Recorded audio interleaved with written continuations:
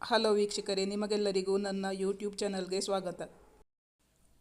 ವೀಕ್ಷಕರೇ, ನಿಮಗೆ ಯಾರಿಗಾದರೂ ನಾನು ಎಪಿಸೋಡ್ ಡೆಡಿಕೇಟ್ ಮಾಡಬೇಕು ಎಂದು ಇದ್ದಲ್ಲಿ ಕಮೆಂಟ್ ಮಾಡಿ ತಿಳಿಸಿ. ಸಮನ್ವಿ ಸಮರ್ಥ್ ಭಾವನಾತ್ಮಕ ಪ್ರೇಮಕತೆ ಭಾಗ 25. ಅವನ ಒರಟು ಮೀಸೆಯ ದಾಳಿಗೆ ತುತ್ತಾಗಿ ಅವಳ ಕೆನ್ನೆ ಕೆಂಪಾಗಿತ್ತು. ಆಫೀಸ್ ಕ್ಲೋಸ್ ಮಾಡ್ತೀನಿ, ಮನೆಗೆ ಹೋಗ್ತೀಯೋ ಇಲ್ಲೇ ಕೂತ್ಕೋತೀಯೋ? ಅವಳತ್ತ ಉರಿನೋಟ ಬೀರುತ್ತಾ ಕೇಳಿದ. ಅವನು ಅವಳು ಕುಳಿತಲ್ಲಿಂದ ಅವಳನ್ನು ಎತ್ತಿಕೊಂಡು ಬರಲು ನೋಡಿದ. ಅವಳು ಕೊಸರಾಡಿದಳು. ಅವನ ಭೀಮಬಲದ ಮುಂದೆ ಅವಳದೇನೂ ನಡೆಯಲಿಲ್ಲ. ಇಲ್ಲಿಯವರೆಗೆ ಅವರಿಗೆ ತುಂಬ ಸಂತೋಷವಾಗುತ್ತದೆ. ಇಬ್ಬರು ಅವನ ತಂದೆಯ ಆಶೀರ್ವಾದ ಪಡೆಯುತ್ತಾರೆ. ಅವರು ಮಾರಿದ ಸರವನ್ನು ಮತ್ತೆ ಅವಳ ಬರ್ತ್ಡೇ ದಿನ ತಂದುಕೊಡುತ್ತಾನೆ. ಸಮರ್ಥ್ ವಂಡರ್ಲಾಗೆ ಹೋಗುತ್ತಾರೆ. ಮುಂದುವರಿದ ಭಾಗ. ಸಮನ್ವಿಯ ಬರ್ತ್ಡೇ ದಿನವಿಡೀ ಸಮರ್ಥ್ ಅವಳೊಂದಿಗೆ ಇದ್ದಿದ್ದು ಅವಳ ಮನ ಹರ್ಷದ ಹೊನಲಾಗಿತ್ತು. ಮನಸ್ಸಿಲ್ಲದ ಮನಸ್ಸಿನಿಂದಲೇ ಸಂಜೆ 6 ಗಂಟೆಗೆ ವಂಡರ್ಲಾದಿಂದ ಹೊರಟರು. ಇಡೀ ದಿನ ನೀರಲ್ಲಿ ಆಡಿದ್ದು ಇಬ್ಬರಿಗೂ ಸುಸ್ತಾಗಿತ್ತು. Thank you so much. ಈ ಬರ್ತ್ಡೇ ನನ್ನ ಜೀವಮಾನದಲ್ಲಿ ಮರೆಯೋದೇ ಇಲ್ಲ. ಅಷ್ಟು ಇಷ್ಟ ಆಯಿತು ನನಗೆ. ಅವಳು ಅವನಿಗೆ ಧನ್ಯವಾದಗಳನ್ನರ್ಪಿಸಿದಳು. ಅವಳ ಮುಖದಲ್ಲಿದ್ದ ಸಂತಸವನ್ನು ನೋಡಿ ಅವನಿಗೂ ಸಾರ್ಥಕ ಭಾವ ಮೂಡಿತು. ಮತ್ತೆ ನೀವ್ಯಾವಾಗ ಡೆಲ್ಲಿಗೆ ಹೋಗೋದು? ಕೇಳಿದಳು ಅವನನ್ನು. ಈ ಬುಧವಾರ ಹೋಗಿ ಶುಕ್ರವಾರ ಬರೋದು, ಅವನಂದ. ಅವಳ ಮ್ಲಾನವದನವನ್ನು ಕಂಡು ಯಾಕೆ ಬೇಜಾರು ಮಾಡ್ಕೊಂಡಿದ್ದೀಯಾ? ನೀನು ನನ್ನ ಮಿಸ್ ಮಾಡ್ತೀಯಾ? ಕೇಳಿದ. ಅವನ ಪ್ರಶ್ನೆಗೆ ಸಮನ್ವಿ ಉತ್ತರಿಸಲಿಲ್ಲ. ಆದರೆ ಅದು ಅವನಿಗೆ ಅರ್ಥವಾಗಿತ್ತು. ಅವಳ ಕೆನ್ನೆಯನ್ನು ಗಾಢವಾಗಿ ಚುಂಬಿಸಿದ್ದ. ಅವನ ಒರಟು ಮೀಸೆಯ ದಾಳಿಗೆ ತುತ್ತಾಗಿ ಅವಳ ಕೆನ್ನೆ ಕೆಂಪಾಗಿತ್ತು. ಅವನ ತುಟಿಗಳ ಬಿಸುಪಿನಿಂದಾಗಿ ಅವಳ ದೇಹದಲ್ಲಿ ಮಿಂಚು ಹರಿದಂತಾಯಿತು. ಮೀಸೆ ಚುಚ್ಚಿದ ಜಾಗವಿನ್ನೂ ಉರಿಯುತ್ತಿತ್ತು ಅವಳಿಗೆ. ನೋವಾಯ್ತಾ? ನಾನೇನು ಮಾಡಲಿ? ನೀನು ಮಿಸ್ ಮಾಡ್ಕೋತೀನಿ ಅಂದಾಗ ನನಗೆ ತಡ್ಕೊಳ್ಳೋಕೆ ಆಗಲಿಲ್ಲ. ಅವನು ಅವನ ಸಂತೋಷವನ್ನು ಅವನದೇ ರೀತಿಯಲ್ಲಿ ವ್ಯಕ್ತಪಡಿಸಿದ್ದ. ಅವಳ ಕಣ್ಣುಗಳು ಆಗಲೇ ತುಂಬತೊಡಗಿದ್ದವು. ಯಾಕೆ? ಏನಾಯಿತು? ಇಷ್ಟೊತ್ತು ಖುಷಿಯಾಗಿದ್ದೆ. ನೀನು ಇವತ್ತು ಅಳಬಾರ್ದು ಪ್ಲೀಸ್. ಮೀಸೆ ಚುಚ್ಚಿ ನೋವು ಆಗಿದೆಯೇನೋ ಎಂದು ತನ್ನ ಬೆರಳುಗಳಿಂದ ಮೃದುವಾಗಿ ಸವರಿದ. ನೀವು ಡಿಲ್ಲಿಗೆ ಹೋಗಬೇಡಿ. ಅದಕ್ಕ ನೀನು ಅಳುಮುಖ ಮಾಡಿರೋದು? ನೀನು ನನ್ನ ಮಿಸ್ ಮಾಡ್ಕೋತೀಯಾ ಅಂದರೆ ಅದು ಒಳ್ಳೆ ಸೂಚನೆಯೇ. ಆದರೆ ಯಾವುದನ್ನು ಅತಿಯಾಗಿ ಹಚ್ಕೋಬಾರ್ದು ಸಮನ್ವಿ. ಈಗ ಆ ಬಗ್ಗೆ ಯೋಚನೆ ಮಾಡಬೇಡ. ಅದಕ್ಕೆ ಇನ್ನೂ ಟೈಮ್ ಇದೆ. ನೀನು ನಗ್ನಗ್ತಾ ಇರಬೇಕು. ಅವರು ಅಲ್ಲಿಂದ ಹೊರಟರು.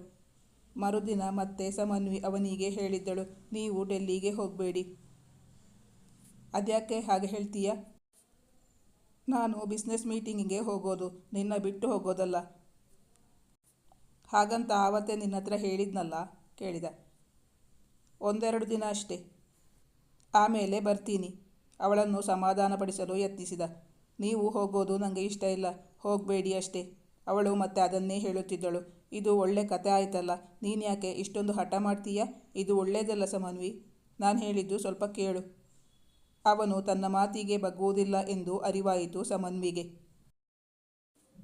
ಅವಳು ಅವನ ಮನೆಗೆ ಹೋಗಿ ಅವನ ತಂದೆಯ ಬಳಿ ದೂರಿತ್ತಳು. ಮಾವ, ಇವರತ್ರ ಡೆಲ್ಲಿಗೆ ಹೋಗೋದು ಬೇಡ ಅಂತ ಹೇಳಿದರೆ ಕೇಳ್ತಾ ಇಲ್ಲ. ಅದಕ್ಕವರಂದರು, ನೀನು ಹೇಳಿ ಒಪ್ಪಲಿಲ್ಲ ಅಂದರೆ ನಾನು ಹೇಳಿದರೆ ಖಂಡಿತ ಒಪ್ಪಲ್ಲ ಅವನು.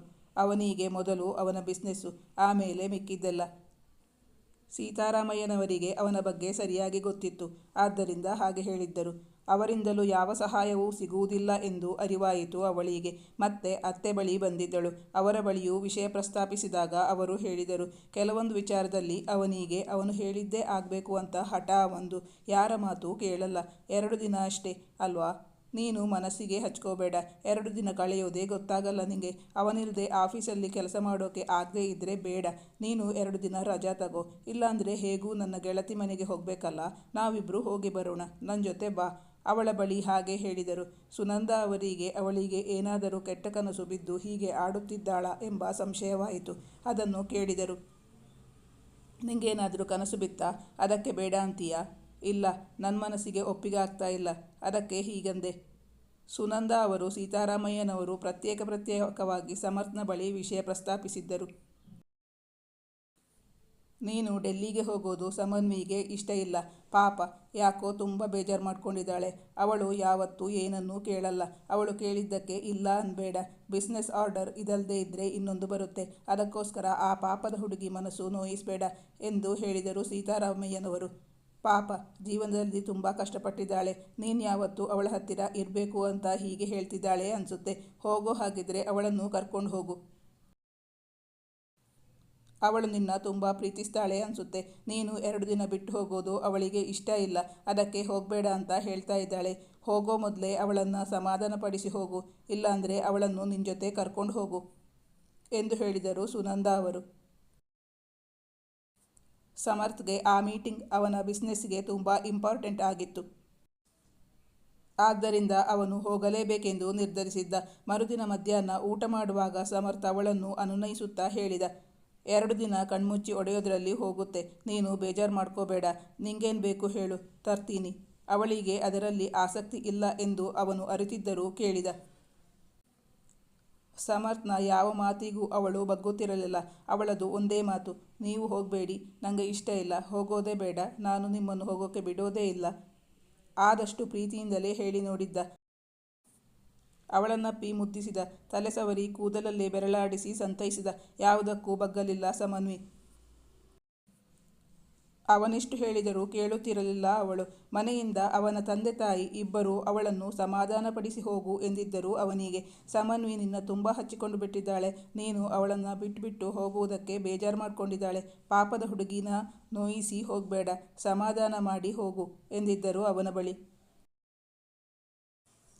ಅದನ್ನು ಪ್ರಯತ್ನಿಸಿದ್ದ. ಆದರೂ ಈ ಹುಡುಗಿ ಕೇಳಲು ತಯಾರಿರಲಿಲ್ಲ. ಅವಳನ್ನು ಒಪ್ಪಿಸುವಲ್ಲಿ ವಿಫಲನಾಗಿದ್ದ. ಆಯಿತು, ನೀನು ಹೇಳಿದ್ದು ಒಪ್ಕೊಳ್ಳೋಣ. ಆದರೆ ನೀನು ಸರಿಯಾದ ಕಾರಣ ಕೊಡು, ಯಾಕೆ ನಾನು ಹೋಗಬಾರ್ದು ಅಂತ. ನಿನಗೆ ಇಷ್ಟ ಇಲ್ಲದ್ದಕ್ಕೆ ನಾನು ಹೋಗಬಾರ್ದು ಅನ್ನೋದು ಸರಿಯಾದ ಕಾರಣ ಅಲ್ಲ ಅಂತ ನನಗೆ ಅನ್ನಿಸ್ತಾ ಇದೆ. ನನಗೆ ಆ ಕಾರಣ ಸಮಂಜಸ ಅನಿಸೋದೇ ಇಲ್ಲ. ನಿಂಗೇನಾದರೂ ಹೆಲ್ತ್ ಪ್ರಾಬ್ಲಮ್ ಇದೆಯಾ? ಡಾಕ್ಟರ್ ಹತ್ತಿರ ಹೋಗಬೇಕಾ? ಖಂಡಿತ ಮೊದಲು ಆ ಕೆಲಸನೇ ಮಾಡ್ತೀನಿ ಅಂತ ಯಾವ ಕಾರಣಗಳು ಇರಲಿಲ್ಲ ಸಮನ್ವಿಗೆ. ಆದ್ದರಿಂದ ಹೇಳಲು ಸಾಧ್ಯವಿರಲಿಲ್ಲ. ಸುಳ್ಳು ಹೇಳಲು ಅವಳಿಗೆ ಮನಸ್ಸು ಬರಲಿಲ್ಲ. ನೀನು ಮೊದಲೇ ಹೇಳಿದರೆ ಬೇರೆ ದಿನ ಡೇಟ್ ಫಿಕ್ಸ್ ಮಾಡೋಕ್ಕಾಗುತ್ತಾ ಅಂತ ಟ್ರೈ ಮಾಡ್ತಿದ್ದೆ. ಡೇಟ್ ಫಿಕ್ಸ್ ಮಾಡಿ ಆಗಿದೆ. ಈಗ ನಾನು ಬೇಡ ಅಂದರೆ ಅವರು ತಪ್ಪು ತಿಳಿದುಕೊಳ್ಳೋಲ್ವಾ? ಅಷ್ಟು ಗೊತ್ತಾಗೋಲ್ವ ನಿಂಗೆ?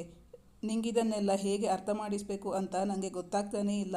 ಅದು ನನ್ನ ಕೆಲಸ, ನೀನು ನನ್ನ ಪ್ರೀತಿ. ನನಗೆ ಎರಡೂ ಬೇಕು. ನಿನ್ನ ಬಿಟ್ಟು ಹೋಗೋಕ್ಕೆ ನನಗೂ ಮನಸ್ಸಿಲ್ಲ. ನನಗೂ ಕಷ್ಟನೇ. ಆದರೆ ನಾನೀಗ ಅವರಿಗೆ ಕಮಿಟ್ ಆಗಿಬಿಟ್ಟಿದ್ದೀನಲ್ಲ, ಇನ್ನು ಏನೂ ಮಾಡೋಕ್ಕಾಗಲ್ಲ. ಅಳು ಮುಖ ಮಾಡಬೇಡ, ನಗ್ನಗ್ತಾ ನನ್ನ ಕಳಿಸಿಕೊಡು ಅವಳಲ್ಲಿ ಭಿನ್ನವಿಸಿಕೊಂಡ. ಅವಳ ನಿರ್ಧಾರದಿಂದ ಅವಳು 1 ಇಂಚು ಹಿಂದೆ ಸರಿದಿರಲಿಲ್ಲ. ಅವಳದು ಮತ್ತದೇ ರಾಗ. ಅವನಿಗೆ ಈಗ ರೇಗಿತ್ತು. ಈಗ ಅವಳತ್ತ ಕಿಡಿನೋಟ ಬೀರಿದ. ನನ್ನ ಅಪಾಯಿಂಟ್ಮೆಂಟ್ಸ್ ಎಲ್ಲ ನಿನ್ನತ್ರ ಹೇಳಬೇಕಾದ ಅಗತ್ಯನೇ ಇರಲಿಲ್ಲ ನನಗೆ. ಆದರೂ ಹೇಳಿದ್ದೀನಿ. ನೀನು ಅಪ್ಪ ಅಮ್ಮನ ಹತ್ರ ಹೋಗಿ ನನ್ನ ಮೇಲೆ ದೂರು ಹೇಳಿದ್ದೀಯ. ನೀನು ನನ್ನ ಹೋಗೋಕ್ಕೆ ಬಿಡಲ್ಲ, ತಡೀತೀನಿ ಅಂತೀಯಲ್ಲ. ನೀನು ಯಾರು ನನ್ನ ತಡೆಯೋಕೆ? ಆ ಅಧಿಕಾರ ಇರೋದು ಒಂದೋ ನನ್ನ ಪೇರೆಂಟ್ಸ್ಗೆ, ಇಲ್ಲ ನನ್ನ ಕೈ ಹಿಡಿದ ಹೆಂಡತಿಗೆ. ನನ್ನ ಅಪ್ಪ ಅಮ್ಮ ಅವರಾಗೆ ಏನೂ ಹೇಳಿರಲಿಲ್ಲ. ಮತ್ತು ನಮ್ಮ ಮದುವೆ ಇನ್ನೂ ಆಗಿಲ್ಲ. ಸೊ ನಿಂಗೆ ಯಾವ ಅಧಿಕಾರನೂ ಇಲ್ಲ. ಅವನು ಬಲವಾಗಿ ಅವಳ ಕೆನ್ನೆಗೆ 2 ಬಿಗಿದಿದ್ದರೂ ಇಷ್ಟು ನೋವಾಗುತ್ತಿರಲಿಲ್ಲ ಸಮನ್ವಿಗೆ. ಆದರೆ ಅವನ ಈ ಕಟು ನುಡಿಗಳಿಂದಾಗಿ ಅವಳ ಕಣ್ಣಂಚಿನಲ್ಲಿ ಕಂಬನಿ ಮೂಡಿತ್ತು. ಅವಳಿಗೆ ತುಂಬ ನೋವಾಗಿತ್ತು. ಐ ಆಮ್ ಸಾರಿ, ಇವತ್ತಿಂದ ನಾನು ನಿಮ್ಮ ವಿಷಯದಲ್ಲಿ ಇಂಟರ್ಫಿಯರ್ ಆಗಲ್ಲ ಎಂದು ಹೇಳುತ್ತಾಳೆ ಎಂದುಕೊಂಡಿದ್ದ ಸಮರ್ಥ್. ಆದರೆ ಅವಳು ಹಾಗೆ ಹೇಳಲಿಲ್ಲ. ಬದಲಾಗಿ ಅವಳ ದುಃಖದ ಕಟ್ಟೆ ಒಡೆದಿತ್ತು. ಬಿಕ್ಕಿ ಬಿಕ್ಕಿ ಅಳುತ್ತಿದ್ದಳು. ಏನಾಗಿದೆ ಈ ಹುಡುಗಿಗೆ? ಅವನಿಗೆ ಉತ್ತರ ಸಿಗಲಿಲ್ಲ. ಮರುದಿನವೂ ಅದೇ ಗೋಳು. ಯಾವುದೇ ಕಾರಣಕ್ಕೂ ಅವನನ್ನು ಡೆಲ್ಲಿಗೆ ಹೋಗಲು ಬಿಡುವುದಿಲ್ಲ ಎಂಬಂತೆ ಹಠ ಹಿಡಿದು ಕುಳಿತಿದ್ದಳು ಸಮನ್ವಿ. ಈಗ ಅವನ ಹಠ ಹೆಚ್ಚಾಗತೊಡಗಿತು. ಅವಳು ಬೇಡವೆಂದ ಕೆಲಸ ಮಾಡಲೇಬೇಕೆಂಬ ಹಠ ಅವನಿಗೆ. ಅವಳು ಎಷ್ಟು ಕಣ್ಣೀರು ಸುರಿಸಿದರೂ ಅವನು ಬಗ್ಗುತ್ತಿರಲಿಲ್ಲ. ಅವಳ ಕಣ್ಣೀರಿಗೆ ಕರಗುತ್ತಿರಲಿಲ್ಲ. ಇದು ತುಂಬ ಒಳ್ಳೆ ಆರ್ಡರ್, ಇದನ್ನು ಬಿಡೋಕೆ ಸಾಧ್ಯವೇ ಇಲ್ಲ ಎಂದು ಅವನು ಹೇಳುತ್ತಿದ್ದ. ಸಮನ್ವಿ ಯಾಕೆ ಇಷ್ಟೊಂದು ಹಠ ಮಾಡುತ್ತಾಳೆ ಎಂದು ಅವನಿಗೂ ಅರ್ಥವಾಗುತ್ತಿರಲಿಲ್ಲ. ಅಂದು ಮಧ್ಯಾಹ್ನದ ಊಟ ಇಬ್ಬರಿಗೂ ಸೇರಲಿಲ್ಲ. 2 ಬಾರಿ ಬಂದು ನೋಡಿ ಹೋದ. ಅವಳಿನ್ನೂ ಸಹಜ ಸ್ಥಿತಿಗೆ ಬಂದಿರಲಿಲ್ಲ. ದುಃಖಿಸುತ್ತಿದ್ದಳು. ಅವನು ಅವಳಿಗೆ ಕರಗಬಾರದು ಎಂದುಕೊಂಡ. ಸಮಾಧಾನ ಮಾಡಲು ಬರಲಿಲ್ಲ. ಸಂಜೆಯಾಯಿತು. ರಾತ್ರಿ 8 ಗಂಟೆ ಆಯಿತು.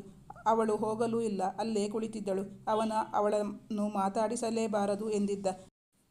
ಆದರೆ ಅವಳು ಆಫೀಸಿಂದ ಹೊರಡಲೇ ಇಲ್ಲ. ಹೇಗಾದರೂ ಅವನನ್ನು ತಡೆಯಬೇಕೆಂಬ ಹಠ ಅವಳದಾಗಿತ್ತು. ಆಫೀಸ್ ಕ್ಲೋಸ್ ಮಾಡ್ತೀನಿ, ಮನೆಗೆ ಹೋಗ್ತೀಯೋ ಇಲ್ಲೇ ಕೂತ್ಕೋತೀಯೋ? ಅವಳತ್ತ ಉರಿನೋಟ ಬೀರುತ್ತಾ ಕೇಳಿದ. ನೀವು ನನ್ನ ಮಾತು ಕೇಳೋ ಹಾಗಿದ್ರೆ ಮನೆಗೆ ಹೋಗ್ತೀನಿ, ಇಲ್ಲಾಂದರೆ ಇಲ್ಲೇ ಕೂತ್ಕೋತೀನಿ. ಪ್ಲೀಸ್, ಇದೊಂದು ಸಲ ನನ್ನ ಮಾತು ಕೇಳಿ. ಅವಳು ಕುಳಿತಲ್ಲಿಂದ ಅವಳನ್ನು ಎತ್ತಿಕೊಂಡು ಬರಲು ನೋಡಿದ. ಅವಳು ಕೊಸರಾಡಿದಳು. ಅವನ ಭೀಮಬಲದ ಮುಂದೆ ಅವಳದೇನೂ ನಡೆಯುತ್ತಿರಲಿಲ್ಲ. ಸುಮಿತ್ರಾ ಆಂಟಿ 2 ಸಲ ಕಾಲ್ ಮಾಡಿದ್ರು. ನೀನು ಇಲ್ಲಿದ್ದಿ ಅಂತ ಹೇಳಿದ್ದೀನಿ, ಬಾ, ನಾನು ಬಿಟ್ಟು ಬರ್ತೀನಿ ಎಂದು ಹೇಳಿದ. ತಾಯಿಯ ಆತಂಕ ಅರ್ಥವಾಗಿತ್ತು ಸಮನ್ವಿಗೆ. ಅಲ್ಲಿಂದ ಹೊರದಬ್ಬಿಸಿಕೊಂಡು ಬಂದಳು ಸಮನ್ವಿ. ಮನಸ್ಸಿಲ್ಲದ ಮನಸ್ಸಿನಿಂದ ಮನೆ ಸೇರಿದ್ದಳು. ಅವನಿಗಿಂದು ತಲೆ ಚಿಟ್ಟು ಹಿಡಿಸಿಬಿಟ್ಟಿದ್ದಳು. ಅವಳ ಮನಸ್ಸು ನೋಯಿಸುವ ಇರಾದೆ ಖಂಡಿತ ಇರಲಿಲ್ಲ ಅವನಿಗೆ. ಆದರೂ ಅವಳ ಹಠದ ಕಾರಣ ಹೇಳದ್ದರಿಂದ ಅವನು ಹಾಗೆ ವರ್ತಿಸಿದ್ದ. ಇಬ್ಬರಿಗೂ ಅವರು ಮಾಡುತ್ತಿರುವುದು ಸರಿ ಎಂದೇ ಎನಿಸುತ್ತಿತ್ತು. ಇಬ್ಬರೂ ಸೋಲಲು ತಯಾರಿರಲಿಲ್ಲ. ಅವನನ್ನು ತಡೆಯುವಲ್ಲಿ ಸಮನ್ವಿ ವಿಫಲಳಾಗಿದ್ದಳು. ಆ ದುಃಖ, ನೋವು ಅವಳ ಕಣ್ಣಲ್ಲಿ ನೀರಾಗಿ ಹರಿಯುತ್ತಿತ್ತು. ಸುಮಿತ್ರಾ ಅವರಿಗೂ ಇಂದೇಕೋ ಮಗಳು ದುಃಖಿಸುತ್ತಿದ್ದಾಳೆ ಎಂಬ ಅರಿವಾಗಿತ್ತು. ಅವರು ಊಟಕ್ಕಾಗಿ ಮಗಳಿಗೆ ಕಾಯುತ್ತಿದ್ದರು. ಸಮನ್ವಿ ಊಟ ಬೇಡ ಎಂದಾಗ ಸುಮಿತ್ರಾ ಅವರು ತಾವೂ ಊಟ ಮಾಡುವುದಿಲ್ಲ ಎಂದು ಕೂತರು. ಅವರು ಶುಗರ್ ಪೇಷಂಟ್ ಆದ್ದರಿಂದ ಸಮನ್ವಿ ತಾಯಿಗಾಗಿ ಊಟ ಮಾಡಲೇಬೇಕಾಯಿತು. ಮಲಗಿ ಎಷ್ಟೋ ಹೊತ್ತಿನ ಬಳಿಕ ನಿದ್ರಾದೇವಿ ಆಲಿಂಗಿಸಿಕೊಂಡಳು ಸಮನ್ವಿಯನ್ನ. ಸಮರ್ಥ್ ಬೆಳಗ್ಗೆ 6:15ಗೆ ಏರ್ಪೋರ್ಟ್ಗೆ ಡ್ರಾಪ್ ಮಾಡಲು ಡ್ರೈವರನ್ನು ಬರಹೇಳಿದ್ದ. ರಾತ್ರಿ ಊಟವೂ ಸೇರದಾಯಿತು ಸಮರ್ಥ್ಗೆ. ಯಾಕೋ ಬಾಯಿಗೆ ರುಚಿಸುತ್ತಿರಲಿಲ್ಲ. ಏನು ಬೇಡ ಎನಿಸುತ್ತಿತ್ತು. 2 ತುತ್ತು ತಿಂದ ಶಾಸ್ತ್ರ ಮಾಡಿ ಮಲಗಿ ಕಣ್ಮುಚ್ಚಲಾಗಲಿಲ್ಲ ಅವನಿಂದ. ಸಮನ್ವಿಯ ಅಳುಮುಖವೇ ಕಾಣಿಸುತ್ತಿತ್ತು. ಎಷ್ಟು ಹೊತ್ತಾದರೂ ನಿದ್ದೆ ಬರಲಿಲ್ಲ. ಮಗ್ಗಲು ಬದಲಿಸಿ ಮಲಗಿದ. ನಿದ್ದೆ ಬರುತ್ತಲೇ ಇಲ್ಲ. ಇಂದು ಅಷ್ಟು ಕಟುವಾಗಿ ಅವಳ ಜೊತೆ ವರ್ತಿಸಬಾರದಿತ್ತು ಎಂದು ಹೇಳುತ್ತಿತ್ತು ಅವನ ಮನಸ್ಸು. ಅವಳೊಂದಿಗೆ ಹಾಗೆ ವರ್ತಿಸಿದ್ದಕ್ಕೆ ಅವನಿಗೂ ತುಂಬ ಬೇಸರವಾಗಿತ್ತು. ಅವಳು ಅವನನ್ನು ಆವರಿಸಿಕೊಂಡು ಬಿಟ್ಟಿದ್ದಳು. ಅವಳಿಗೆ ಅವನ ಬಗ್ಗೆ ಯಾವ ಅಧಿಕಾರವೂ ಇಲ್ಲ ಎಂದು ಹೇಳಿದ್ದ. ತಾನಾಗ ಹಾಗೆ ಹೇಳಬಾರದಿತ್ತು. ಎಷ್ಟು ನೊಂದುಕೊಂಡಿದ್ದಾಳೋ ಏನೋ ಪಾಪ ಎನಿಸಿತು. ಅವಳಿಗೆ ತನ್ನ ಮೇಲೆ ಅಧಿಕಾರವಿಲ್ಲವೇ? ಅವನ ತಂದೆ ಅವಳಿಗೆ ಆ ಅಧಿಕಾರವನ್ನು ಕೊಟ್ಟಿದ್ದರು. ಅವನ ಮನಸ್ಸು ಹೇಳುತ್ತಿತ್ತು ತಾನು ಹೇಳಿದ್ದು ತಪ್ಪು ಎಂದು. ಈಗ ನೊಂದುಕೊಂಡ ಸಮರ್ಥ್.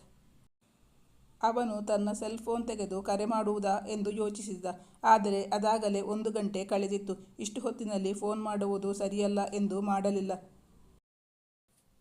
ಅವನಿಗೀಗ ಹೊಟ್ಟೆಯಲ್ಲೇನೋ ಸಂಕಟ, ನೋವು ಆಗುವಂತೆ ಎನಿಸುತ್ತಿತ್ತು. ಮಧ್ಯಾಹ್ನದಿಂದ ಸರಿಯಾಗಿ ಏನೂ ತಿಂದಿರಲಿಲ್ಲವಲ್ಲ, ಆದ್ದರಿಂದಲ ನಿದ್ದೆಯಿಲ್ಲದೆ ತಲೆ ಸಿಡಿಯತೊಡಗಿತ್ತು. ಆದರೂ ಹೇಗಾದರೂ ಮಾಡಿ ಡೆಲ್ಲಿ ತಲುಪಬೇಕು ಎಂದು ನಿರ್ಧರಿಸಿದ. ಅಷ್ಟು ಬೆಳಗ್ಗೆ ಏನೂ ತಿನ್ನಲಾಗಲಿಲ್ಲ ಅವನಿಗೆ. ಬೆಳಗ್ಗೆ 6 ಗಂಟೆಗೆ ಹೊರಟಿದ್ದ ಡ್ರೈವರ್ ಜೊತೆಗೆ ಹೊಟ್ಟೆ ಸಂಕಟ ಜಾಸ್ತಿ ಆದಂತೆ ಎನಿಸುತ್ತಿತ್ತು ಅವನಿಗೆ. ಯಾವುದೇ ಕಾರಣಕ್ಕೂ ಪ್ರಯಾಣ ನಿಲ್ಲಿಸುವ ಮನಸ್ಸಿಲ್ಲ. ಇತ್ತ ಸಮನ್ವಿಯ ಪರಿಸ್ಥಿತಿ ಅವನ ಪರಿಸ್ಥಿತಿಗಿಂತ ಭಿನ್ನವಾಗಿರಲಿಲ್ಲ. ಅವಳಿಗೆ ಎಷ್ಟೋ ಹೊತ್ತಿನ ಬಳಿಕ ನಿದ್ದೆ ಬಂದಿತ್ತು. ಆದರೂ ಆಗಾಗ ಎಚ್ಚರವಾಗುತ್ತಿತ್ತು. ಅವನು ನೀನು ಯಾರು ನಂಗೆ ಹೇಳೋಕೆ, ನಿನಗೆ ಯಾವ ಅಧಿಕಾರವೂ ಇಲ್ಲ ಎಂದು ಹೇಳಿದ್ದು ಅವಳಿಗೆ ತುಂಬ ಬೇಸರವಾಗಿತ್ತು. ಅದನ್ನು ನೆನೆಸಿಕೊಂಡು ದುಃಖಿಸುತ್ತಿದ್ದಳು ಸಮನ್ವಿ.